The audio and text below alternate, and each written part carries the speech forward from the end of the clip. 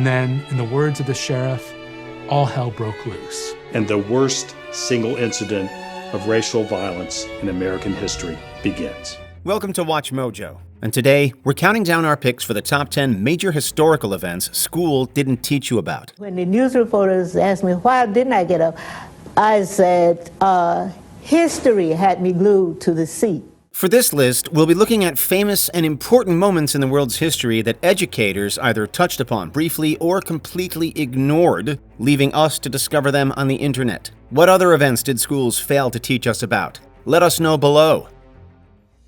Number 10. The Mao Massacre. In 1966, Mao Zedong's power in China was threatened after the disastrous Great Leap Forward that caused a massive famine. So he initiated the Cultural Revolution to renew the communist spirit and remove infiltrators. Mao launches an attack on his internal political opponents, saying there are bureaucrats everywhere who want capitalism back.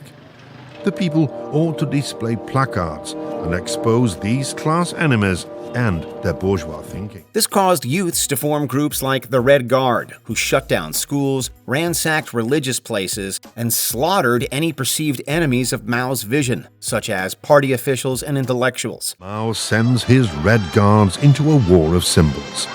He considers China's traditions and culture to be anti-socialist and seeks to destroy them. While art and entertainment believed to be too Western were banned, including work by William Shakespeare. The Cultural Revolution eventually finished in 1976 with Mao's passing, but not before it destroyed the country's economy, took the lives of up to 2 million people, and forced around 20 million to flee the carnage Chairman Mao instigated. Now is the Rega generation 70. I hope that they reflect, they regret, they re-examine. What should we prevent this kind of human tragedy happen again? Number 9. The Wall Street Attack.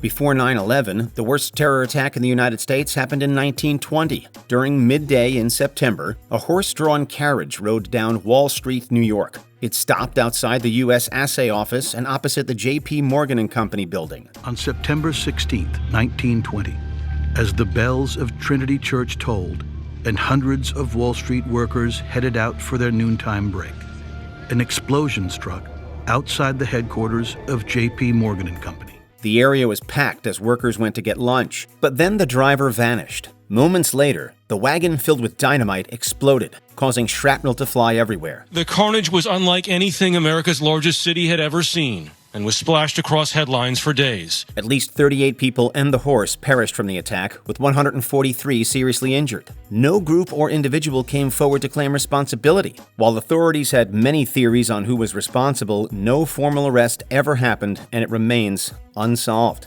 And in the end, no one was ever formally convicted of this heinous crime.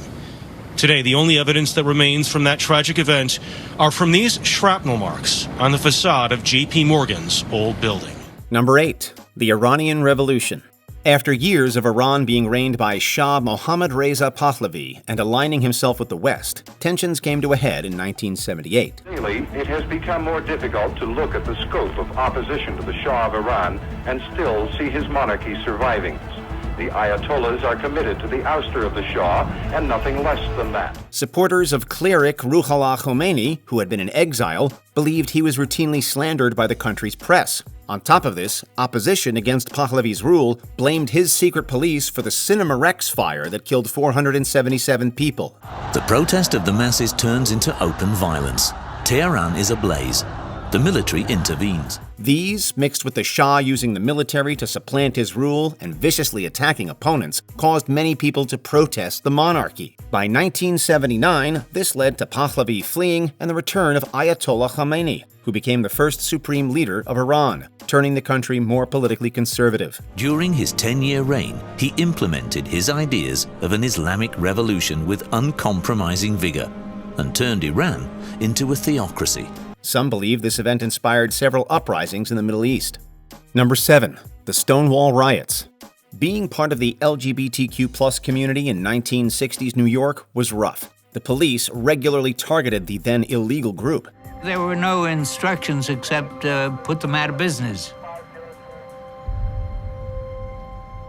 The first police officer that came in with our group said the place is under arrest. When people attended LGBTQ+ bars or clubs, many of which were operated by organized criminals, the cops would raid them and arrest those inside, often taking liberties with detainees. By June 1969, the situation hit a boiling point at the Stonewall Inn when the police raided the bar. With years of discrimination, violent attacks by the cops, and inspired by the civil rights movement, the LGBTQ+ community and supporters began rioting, which lasted for several days. In the civil rights movement, we ran from the police. In the peace movement, we ran from the police. That night, the police ran from us. The lowliest of the low. And it was fantastic. This sparked LGBTQ+ leaders to petition for rights. By 1970, the first Pride events happened in New York, Chicago, Los Angeles, and San Francisco. Gay Liberation Front was born out of the ashes of Stonewall. Gay Liberation Front is literally why we have everything we have today. Number 6, Bacon's Rebellion. Way before the American Revolution against Great Britain's reign came to be, the seeds of rebellion were sown in Virginia in 1676. The colonist Nathaniel Bacon was livid at Governor William Berkeley, his cousin, for the high taxes and his lack of support for attacking a Native American settlement. As such, he organized a makeshift militia formed of white and black people to lay siege to Berkeley within Jamestown.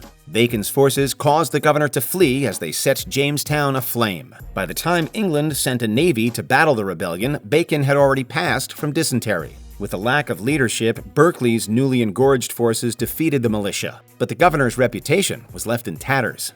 Number 5, the first bus refuser.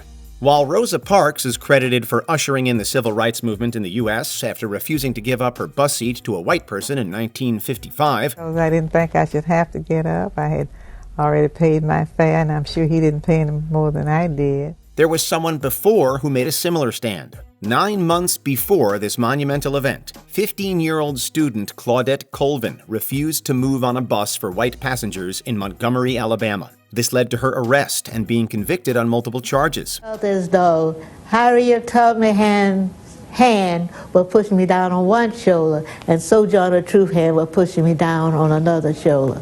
And between these two historical women's, iconic women's, I could not move. Colvin was also involved in the court case that forced Alabama to end bus segregation. But even further back, in 1854 in New York, Elizabeth Jennings Graham was forcibly removed from a whites-only streetcar. As they rode, he saw a police officer and flagged him down. The officer came aboard and ignored what Elizabeth had to say, throwing her to the ground and ruining her Sunday best. So she took the Third Avenue Railroad Company to court and won, causing the firm to desegregate its streetcars. Number 4. The English Civil War. While England still has a monarchy, that hasn't always been the case. Charles I clashed with Parliament several times. Charles distrusted parliaments absolutely, and had governed the country for long periods without recourse to one. With Catholics facing off against Protestants in several skirmishes adding to the fire, and Charles's religious loyalty questioned, things escalated when he entered the House of Commons and tried and failed to arrest opponents in 1642. The attempted arrest was a tragic farce. The 5 members had long since escaped by boat. For the first time, a reigning monarch entered the House of Commons only to find himself humiliated. This kicked off the first of 3 civil wars in England, Scotland, and Wales between the Royalists and the Parliamentarians. In 1649, a captured Charles was tried for treason, found guilty, and executed. By 1651, the Parliamentarians had won the final battle in the Civil War. Charles died bravely on the scaffold, impeccable courage, but that's no more than would be expected from any gentleman facing the block. With Oliver Cromwell in charge and later his son Richard, the Commonwealth of England reigned until 1660, when Charles II re-established the monarchy. Number 3. The Armenian Genocide. In the dying days of the Ottoman Empire, the Young Turk Revolution happened in 1908. After years of Christian Armenians being targeted by the country, they believed this was a positive turning point. Ethnic groups within the Ottoman Empire were pushing separatist agendas. This rise of nationalism contributed towards the breakdown of the so-called millet system, in which religious communities under Ottoman rule were allowed a degree of autonomy. Sadly, it wasn't. As nations were engrossed by World War I in 1915, the empire suffered heavy losses. As such, they shifted the blame onto Armenians. Authorities began arresting and either deporting or executing Armenians for treachery.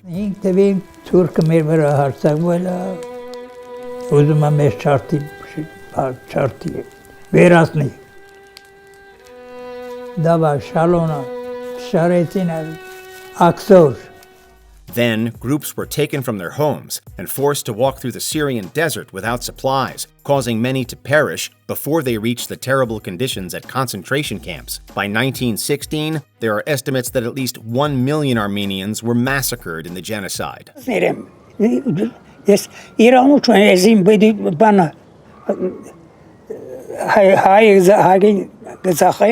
Number 2, the Trail of Tears. Ever since Europeans colonized the U.S., Native Americans have experienced many atrocities. In 1829, a gold rush commenced in Georgia, then operated by the Cherokee people. This caused the government to implement forced displacement of native nations so they could take over the resource-rich ground in the Deep South. In 1829, Andrew Jackson was elected U.S. president. He believed that Native Americans had no rights to their land and began proceedings to remove the Cherokee from the southern states.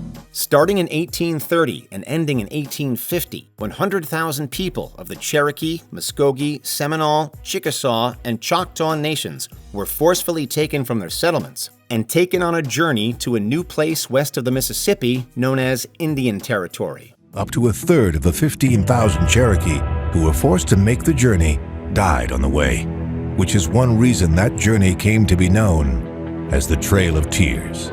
Many traveled hundreds of miles and thousands didn't survive. Another atrocity was the Wounded Knee Massacre in 1890. The U.S. Army slaughtered upwards of 150 people of the Lakota Nation in South Dakota. We've been living ever since it happened with a lot of sorrow and anger. So I'm looking for a path from victimhood to being victors. Before we continue, be sure to subscribe to our channel and ring the bell to get notified about our latest videos. You have the option to be notified for occasional videos or all of them. If you're on your phone, make sure you go into Settings and switch on your notifications. Number 1. The Tulsa Race Massacre. In May of 1921, the neighborhood of Greenwood in Tulsa, Oklahoma was thriving, so much so that it was deemed Black Wall Street. But the segregated city was about to erupt in horrifying violence when black teenager Dick Rowland was falsely arrested. The newspaper story is published around 3 o'clock. By 4 o'clock, a small group of white men have begun to assemble around and mill around the courthouse. After the white and black communities faced off outside the courthouse, it sparked into a fight. However, the Greenwood community was outnumbered. Several white residents were deputized, handed weapons, and attacked Greenwood violently for over 18 hours. I remember the people coming in, white people coming into our house with torches, setting the curtains on fire and setting our house on fire. On top of buildings being set aflame, as many as 300 people were killed, with 800 injured, while thousands of people lost their homes. The Red Cross recorded more than 300 people had been killed. Newspapers listed almost 100 deaths, but city officials put the death toll at 36. In the immediate aftermath, the event was suppressed by the media. Only in recent years has it become more well known.